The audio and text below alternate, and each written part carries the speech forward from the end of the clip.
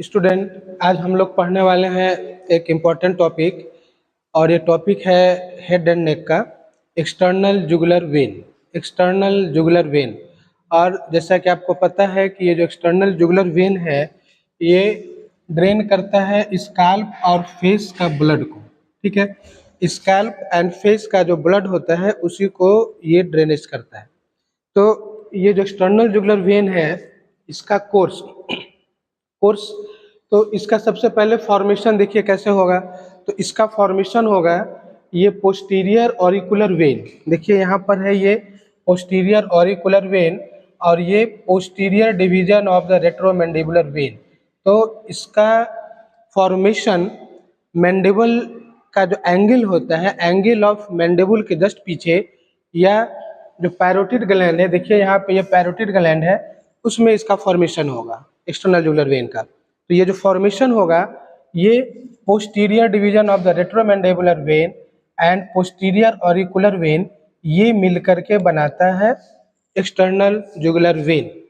ठीक है, अब ये यहाँ पर यूनाइट हुआ, इसके बाद ये डाउनवर्ड एंड बैकवर्ड गया और ये स्टर्नोक्लिडोमेस्टॉइड, देखिए ये जो मसल है ये स्टर्नोक्लिडोमेस्टॉइड मसल है। तो ये स्टर्नोक्लिडोमेस्टॉइड मसल के पार करते हुए और ऊपर से प्लेटिज्मा रहेगा और investing layer of deep cervical fossa को पियर्स कर करके ये 2.5 सेंटीमीटर एबव द क्लेविकल सब क्लेवियन वेन में ये जा करके ड्रेन कर जाता है।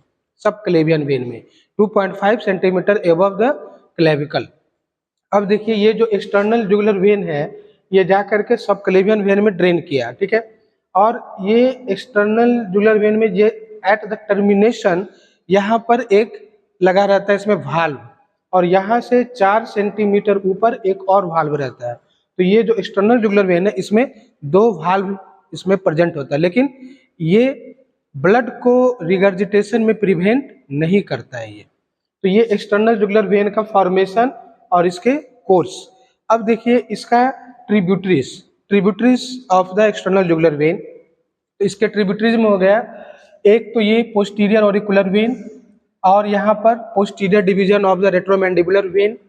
इसके बाद में देखिए ये है पोस्टीरियर एक्सटर्नल जुगुलर वेन। ठीक है, posterior external jugular vein, then occipital vein. इसके बाद में ये ऑब्लिक जुगुलर वेन, देखिए ये यहाँ पर एक ब्रांच ये ट्रिब्यूटरी जिसका है ऑब्लिक जुगुलर वेन।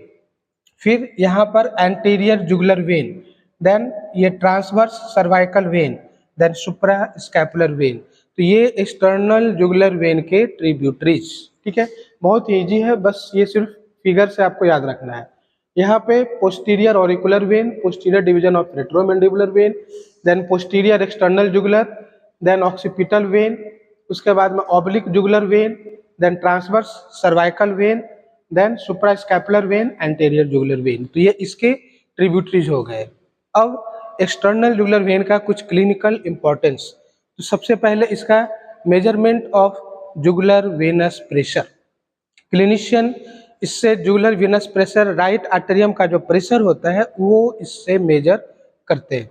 और ये लाइंग डाउन पोजीशन में क्या होता है कि 1/3 ब्लड ही केवल एक्सटर्नल जुगुलर वेन में रहता है लाइंग डाउन पोजीशन में। यदि वो 45 डिग्री इंक्लिनेशन हो गया तो ये पूरा ही खाली हो जाता है एक्सटर्नल जुगुलर।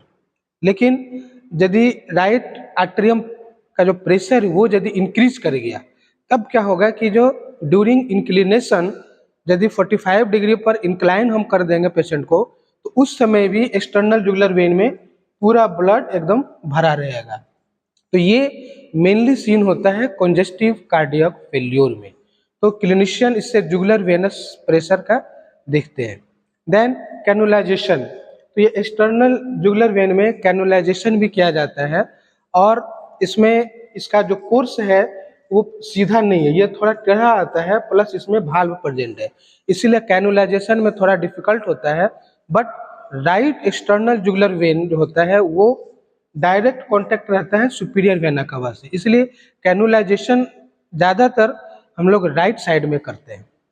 तो ये इसके कुछ क्लिनिकल इंपॉर्टेंस। और ये एक्सटर्नल जुगुलर वेन ये बार बार एग्जाम्स में ये पूछा जाता है शॉर्ट नोट में, और आप इसे इस फिगर की सहायता से आप इसे याद रखें, इसका फॉर्मेशन, कोर्स, इसका ट्रिब्यूटरीज एंड इसके क्लिनिकल अप्लाइड। Thank you.